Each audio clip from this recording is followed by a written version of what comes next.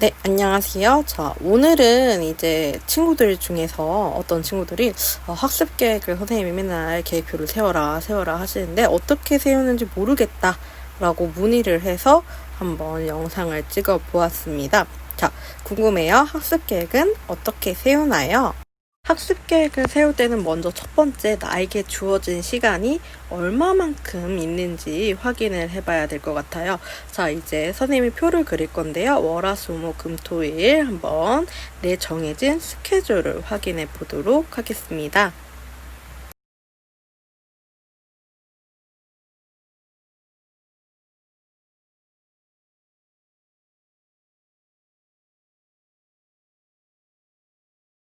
자, 우리가 학생이니까 당연히 9시부터 이제 우리가 12시로 한번 하루를 생각을 해본다면 아침 9시부터 뭐 이제 등교 계약할 때는 한 5시, 그리고 뭐 수요일에는 조금 빨리 끝나니까 4시 반 이렇게 생각을 하고 이 시간은 학교 수업 그리고 온라인 수업 주간에도 최대한 여러분이 학교 수업 시간에는 학교 수업을 들어주는 게 가장 좋지 않나라는 생각을 해요. 그랬을 때 일을 제외하고 그 이후의 시간 중에서 우리가 뭐 학원을 다니는 시간이 있을 거예요. 그래서 학원을 가지 않는 날은 내가 총 몇 시간이 남는지 이제 뭐 저녁 시간을 제외하고 생각을 할 수 있겠죠. 그리고 학원을 가는 날은 내가 또 몇 시간이 있는지. 그리고 가장 중요한 건 일요일에 시간을 비워두는 게 가장 포인트라고 할 수 있을 것 같아요. 그럼 이제 이렇게 나에게 주어진 시간을 체킹을 했어요. 두 번째는 무엇이냐? 바로 그 주어진 시간을 다 더하되 그거를 한 세트씩 몇 세트가 나오는지 계산을 해보는 거예요. 그리고 한 세트는 항상 1시간 30분으로 계획을 짭니다. 왜 1시간 30분이에요? 여러분 수학이 총 몇 분 동안 시험을 보죠? 그렇죠. 100분 동안 시험을 보죠. 그럼 우리가 적어도 100분 동안은 집중할 수 있는 능력이 있어야 한다라는 것이죠. 그래서 예시에서는 뭐 예를 들면 월요일에는 내가 6시간이야. 그러면 4세트가 나오고 그다음 화요일에는 3시간이야. 그럼 2세트가 나오고 이런 식으로 세트가 여러 개가 나올 수 있겠지요. 그랬을 때 이 세트들을 우리는 최대한 지켜주려고 노력을 하셔야 되고요. 1시간 30분 동안은 여러분이 정말 집중을 하셔서 그때는 스마트폰이나 아니면 친구들과의 연락을 모두 다 끊어주시길 바랍니다. 이렇게 총 매일 내가 사용할 수 있는 운용 시간을 우리가 알아보았어요. 그럼 이제 어떻게 해? 우리가 한 학기 동안 사용할 수 있는, 우리 이제 학교 다니다 보면 한 학기 시간표가 나오잖아요. 그것처럼 나만의 한 학기 시간표를 체킹을 하는 것입니다. 아까 전에 우리가 이렇게 몇 시간이 남는지 그리고 몇 세트가 가능한지 했잖아요. 그거를 이제 다 더해보고 내가 그럼 6일 동안 총 쓸 수 있는 시간이 이만큼이나 되는구나. 그랬을 때 그러면 내가 과목별로 생각을 해보는 거예요. 국어, 영어, 수학 그리고 탐구 과목들. 그래서 내가 어떻게 이 시간들을 해당 과목들에 분배를 할 수 있을지 생각해 봅시다. 네. 그 중에서도 이제 과목별로 내가 취약한 과목이 있을 거고요. 그리고 내가 굉장히 잘하는 과목이 있을 거예요. 그러면 당연히 인간이라면 사실 계획 없이 우리가 시간표를 짜거나 아니면 계획 없이 우리가 공부를 하게 되면 내가 좋아하는 과목만 하게 돼요. 그렇기 때문에 이를 방지하기 위해서 우리는 시간표를 짜는 거고요. 취약 과목에 조금 더 시간을 많이 두는 방향으로 당연히 계획표를 세워야겠지요. 그래서 선생님처럼 이제 영어가 약한 사람들의 경우에는 뭐 일주일에 내가 총 몇 세트가 있는데 그 중에서 내가 5세트 혹은 6세트를 영어를 해야겠어. 그리고 국어는 몇 세트, 사탐 과목 혹은 과탐, 1과목, 2과목 몇 세트, 그리고 그 외에 이제 내신용 탐구 과목 몇 세트, 이런 식으로 총 시간을 정하시면 될 것 같아요. 여러분 아시다시피 이 영상에 나오는 예시는요 정말 간단한 예시니까요. 여러분 막 이거에 따라서 똑같이 짜야 되나 이런 생각을 전혀 하실 필요 없으시고요. 내 취약 과목이 뭔지, 내가 강점인 과목이 무엇인지는 조금 미리 내가 알고는 있어야 되지 않나. 고등학교 2학년 2학기니까요.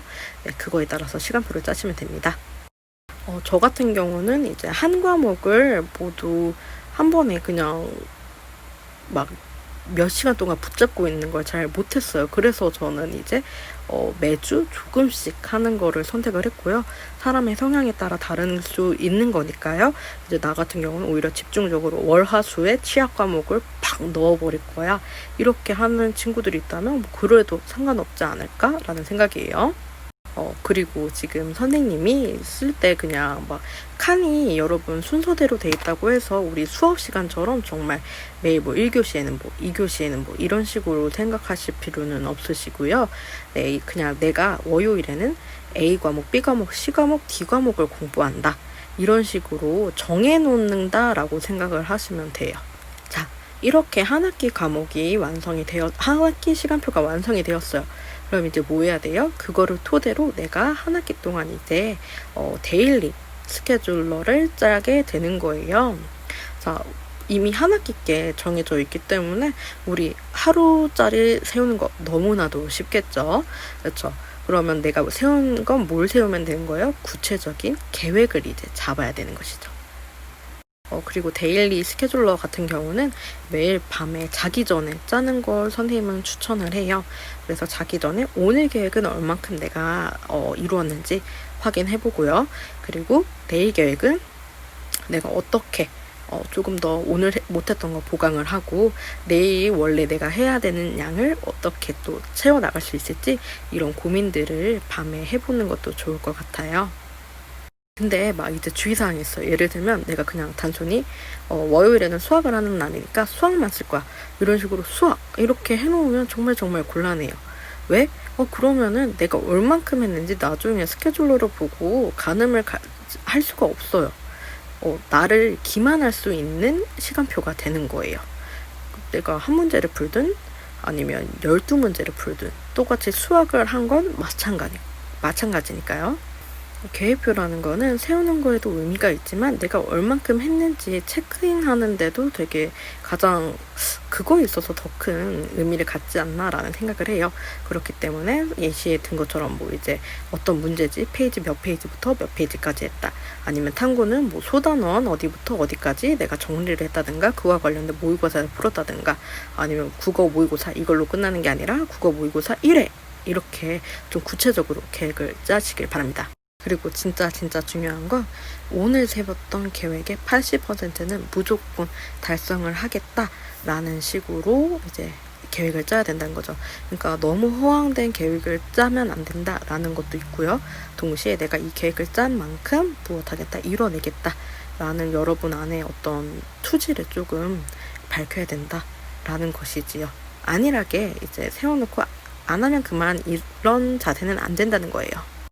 근데 선생님 못다한 건 어떻게 하죠? 내가 하다 보니까 뭐 선생님 같은 경우는 좀 그랬거든요. 뭐 수학이 안 풀렸어. 그러면은 선생님은 조금 끝까지 그걸 붙잡고 있는 스타일이라서 뭐 원래는 내가 몇 시간을 하려고 했는데 그것보다 훨씬 시간이 오버돼서 다른 과목을 못할 때가 있었어요. 그럼 그건 어떻게 하죠? 그래서 선생님이 무슨 요일에 비워놨었죠? 그죠? 토요일이나 일요일에 비워두다라고 얘기를 한 거예요. 네. 우리가 학교 생활을 하다 보면은 수행평가나 뭐 발표 준비 같은 것 때문에 조금 평소보다 개인 공부 시간이 줄어들 때도 있고요. 뭐 그리고 개인의 어떤 컨디션 아니면은 뭐 개인의 안일함 때문에 가끔씩 계획표가 밀릴 때가 있잖아요. 네, 근데 이거를 그냥 계속 누적하면은 끝도 없이 누적이 됩니다. 그러니까 이걸 어떻게 하자? 네, 바로 다음 주가 넘어가지 않도록 해서 이번 주 안에 끝낼 수 있도록 우리는 그렇게 계획표를 세워야 된다라는 것이에요. 이해되셨나요? 네, 좋습니다. 네, 자 이제 긴 얘기 들으려고 수고 많으셨고요. 네, 혹시 또 궁금한 점이 생길 경우에 선생님께 채널이라든가 아니면은 개인적으로 연락을 하셔서 더 물어보시면 될 것 같아요. 네, 항상 응원하고 있습니다.